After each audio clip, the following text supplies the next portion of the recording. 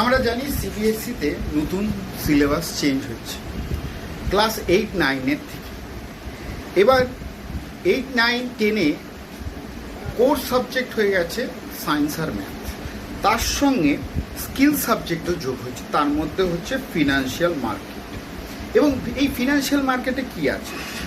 9-এ আছে history of money, budget and bank, how the bank works. 10-এ আছে basic concept of investment, ratio analysis. By the way 10-এ এনএসইর একাডেমির সঙ্গে এটা লিঙ্ক করা হয়েছে সার্টিফিকেশন পরীক্ষা দেওয়ার জন্য। এবার 11-12-এ কী হয়েছে, অপশনাল সাবজেক্ট অনুযায়ী তুমি ট্যাক্স বা কস্ট নিতে পারো। এবার ট্যাক্সের সিলেবাস গ্র্যাজুয়েশন লেভেলে, as you can see, residential status, house property, PGBP, 12-এ আবার জিএসটি ঢুকিয়েছে, ডিডাকশান ঢুকিয়েছে। তো this are the subject which they have added.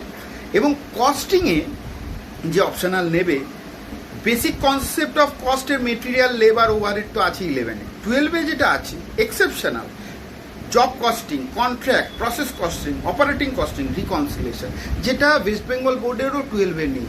এটা গ্র্যাজুয়েশন লেভেলের আছে, যাতে স্টুডেন্ট অলরেডি তৈরি থাকে for giving exam of CMA, CA, যাতে ওর ফিউচারে না কোনো প্রবলেম হয়।